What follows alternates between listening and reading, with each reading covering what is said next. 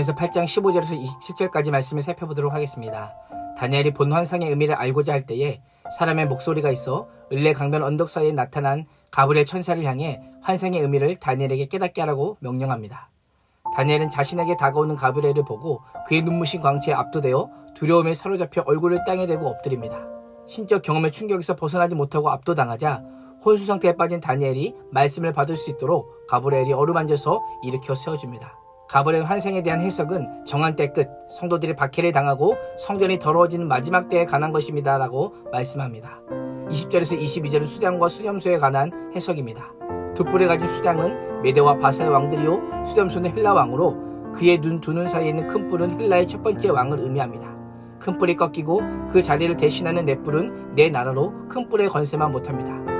큰 뿔인 알렉산더가 죽자 헬라는 후계자들이의 마게도냐와 그리스, 드라기아와 소아시아, 바벨론과 그 동쪽을 포함하는 시리아, 이집트 등 네 나라로 나뉩니다. 23절에 보면 네 나라 마지막 때의 반역자들이 가득할 중 한 왕, 즉 안티오코스 4세 에피파네스가 등장합니다. 그는 얼굴이 뻔뻔하며 속임수에 능한 자입니다. 목적을 이루기 위해서라면 무슨 행동이든 하는 자였습니다. 국제관계에서 음모와 책략에 매우 능숙한 인물이었으며 이스라엘 사람들과의 관계 속에서도 지속적으로 속임수를 행하여 전혀 생각하지도 못한 상황에서 그들을 박해합니다.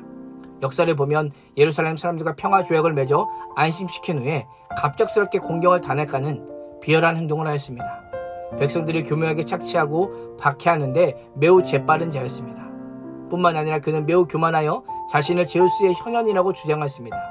동전을 만들어 자신의 얼굴을 새겨 신이 나타나다라고 하는 글을 새겨 넣을 정도였습니다. 예루살렘 성전에서 매일 드리는 제사를 없애고 성전 안에 제우스 신상을 세우고 성전의 제단에 돼지 머리를 제물로 바치며 하나님을 모독하며 성전을 더럽혔습니다.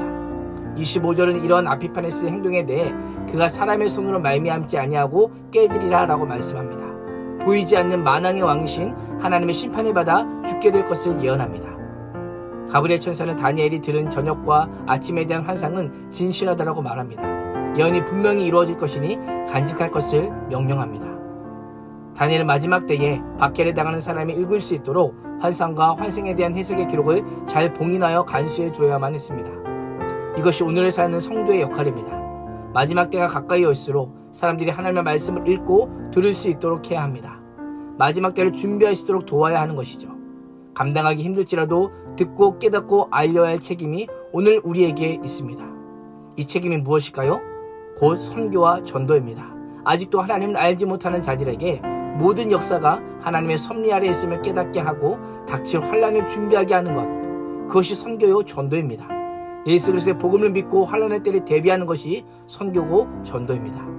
이 예언을 에피파네스에게만 적용하면 다니엘은 약 400년 후에 일어난 일을 미리 본 것이지만 이것을 확장하여 종말의 때를 그 기준으로 한다면 약 2500년 이상 지난 지금도 이 예언은 아직 완전히 성취되지 않고 진행 중에 있다고 할 수 있습니다. 환상을 본 다니엘은 2년 전 첫 번째 환상을 보았을 때와 유사한 반응을 경험합니다. 환상 속에서 박해와 고난을 당하는 백성들을 보며 그들의 겪는 고통을 공감하자 말할 수 없을 정도로 힘들어합니다. 27절 하반절을 보면 내가 그 환상으로 말미암아 놀랐고 그 뜻을 깨닫는 사람도 없었느니라 라고 말합니다. 다니엘이 누구입니까? 1장을 본 모든 서적을 깨닫고 모든 환상과 꿈을 깨달아 아는 능력을 가진 하나님께 받은 최고의 지성인입니다. 그런 자임에도 환상의 뜻을 아는 것은 그의 능력을 넘어서는 것이었습니다. 천사가 해석해주기는 하였지만 완전하게 이해하지는 못하였습니다. 그렇습니다. 인간이 하나님의 뜻과 섭리를 완전히 이해한다는 것은 불가능합니다. 불가능하기에 하나님께서 알려주시는 만큼만 알 수 있고 배울 수 있고 깨달을 수 있다는 것입니다. 그렇다면 결국 우리에게 필요한 자세가 무엇일까요? 하나님의 뜻과 섭리를 받아들이며 인정하는 자세가 필요합니다. 이것이 곧 믿음이죠. 내가 알고자 하고 해석하고자 하여 지식을 더 추구하려는 노력이 아니라 전능하신 하나님의 일하심을 믿음으로 받아들이고 하나님의 은혜로 고백하는 자세가 필요한 것입니다.